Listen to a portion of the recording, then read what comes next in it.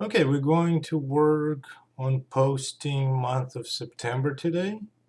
As promised, I will show a crunch mode of posting it, where again we're going to use general journal entries, so our debit credit window here is replaced for now. And the reason I replaced it is that we're going to use it for calculations. Again, what we're going to do here is whenever possible, we're going to book lump sums, and I'll show you that. Again, as we are sacrificing more details, the result will be reflected when we do reconciliation, when we run reports. However, what's important is that for tax purposes, it's acceptable because it still contains sufficient details for a tax preparer or for the taxpayer themselves to prepare the tax return. And we'll show that after we're done booking the whole year, we will actually demonstrate how you would prepare portion of a tax return that pertains to that business. So let's move forward. The method that we're going to use is called booking of statement. So first thing you'll see here is the statement. All right, we're still going to reconcile it, but we're going to book of statement.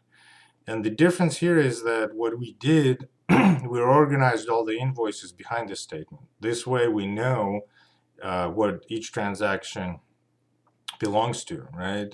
So we can go down to the invoices. If we don't know how to book an amount, look it up and then continue booking of statement. Some of them will know, right? Because we simply have information from historic bookings or from conversations with the owner. If we are the owner ourselves, we know those transactions. So again, the receipts are still required for the purposes of filing taxes. You need to retain the receipts in case you do have an audit and you are requested to present them. That's a separate subject. In the meanwhile, again, we're going to book off statement and then we're going to reconcile. So again, it's one of those methods that are what I call crunch mode, when you really need to get it done, right? You need to book a whole year in a day. Well, it's doable sometimes, but what happens is you will sacrifice some details. And again, for tax purposes, those details can be sacrificed. So that's an intelligent decision that we make. And we're fully aware of the consequences. So let's move forward. What do we have here? We have bank transfer payments. So we know that we pay from our bank. Again, we're going to use general journal entries, debits and credits. We have them. All right. So here we are. Payment. So let's see.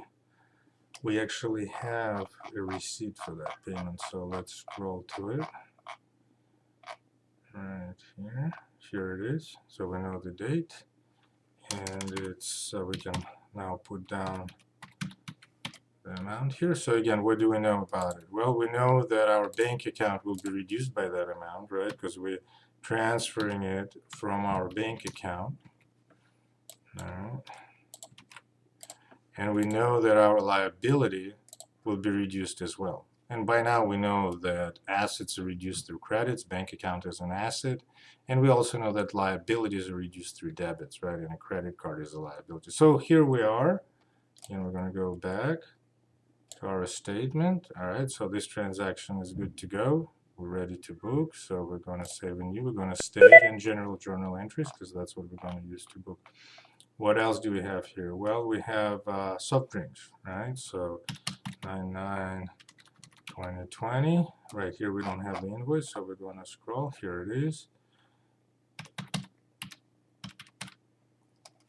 All right, so we know that it's our credit card, right? And we know that we're borrowing, right, to pay for these drinks. So our liability is going to go up. What else is happening? Our expense account is going to go up because we're spending money on drink purchases. So here we are. All right.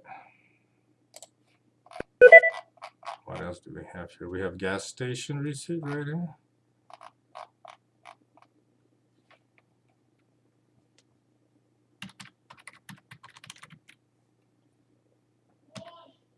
$268,640. All right. So again, same thing. We know that credit card is getting impacted. Here we are. Yeah, we're good on this one. So saving new. All right, gas station. Then we have an order from online market. 49142020. Then we can go to our receipts and take a look. Online market. Here it is. So what did we get? We bought accounting software. Awesome. So time to book all those transactions, which is typical. You know, people start a business. A lot of times they just accumulate receipts and statements and invoices, and then eventually they realize, oh, I got to book it all. So, and again, sometimes it happens later, sometimes it happens sooner. In this case, it happened in September. Not bad. All right. So what do we have here? Again, we're borrowing to pay for it, so our credit card balance goes up.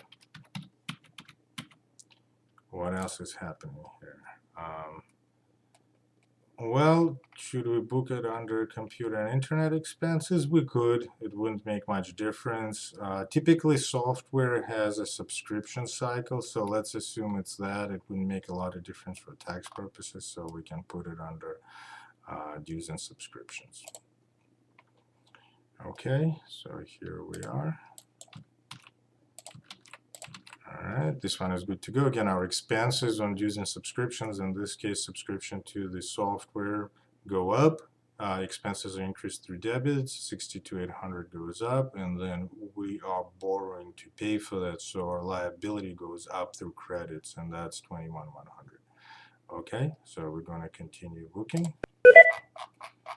What else we have here? We have invoice from food traders. Okay, so we're going to go look it up. Here it is.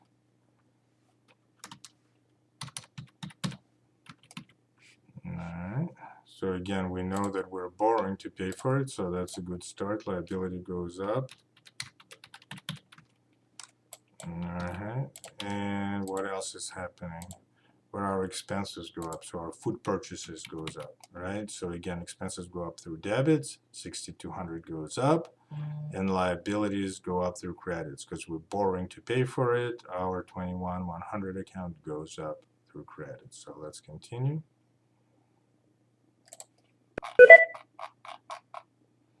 Next, we have to go packs, right? So it's 9/17/2020 to go packs. Scroll to it or flip in case when we're dealing with paper invoices. All right, again, similar situation, right? We know we're borrowing to pay for it, so our liability goes up. What else is going on? Where our expenses for restaurant supplies go up. All right, so here we are. Again, debits for the expenses, asset goes up, credits for the liability, liability goes up. Makes sense, right? So saving new. All right, and we have one more gas station receipt. All right, so we're going to scroll down to that one. Here it is. All right, 213589. So we're going to use it as the reference. All right, again, same thing. You know by now, credit card balance goes up. It's a liability. Liabilities are increased through credits, and our expense on fuel goes up as well. So again, we have debits and credits. They're equal to each other. All right, so we're ready to book. I'll just scroll back to our statement. Saving new. What else we have? And we have the finance charge. So let's book that one while we're here, right? So let's see.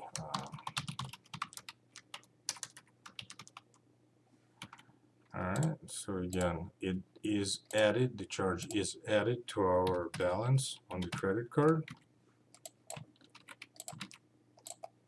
and our interest and finance expense goes up through debits, right? So again, because we paid for this finance charge through our liability, we didn't actually take the money out of our bank account, for example, and we didn't reduce it, right? We just increased how much money we owe. So here we are, liability is credited, it is going up. All right, so that's it essentially for the situation with the credit card, and we booked all the stuff, so we can go ahead and now move forward to our bank account, and then we'll reconcile both of them, right? So let's go ahead to our bank account. All right, so here it is. Let's continue booking of the statement, and this is an opportunity to really save time, because what we're going to do is we're going to lump sum those. So here we are again. We're going to use general journal entry. When we know that all of these amounts are sales, right, we can book them essentially in one transaction. It's easy. We don't have to even dissect them. We could though, right? When we do that, typically what I recommend is that we use the last date of the statement. So let's go ahead and do that. All right, so what do we know?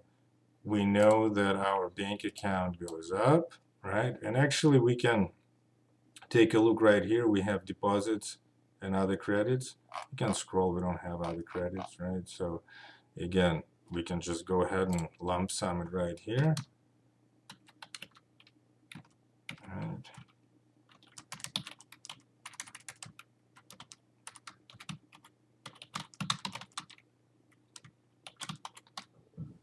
So we can write in that it's deposits for September 2020, right? And here, our sales account going up, right? We can actually double check it. I'll show you.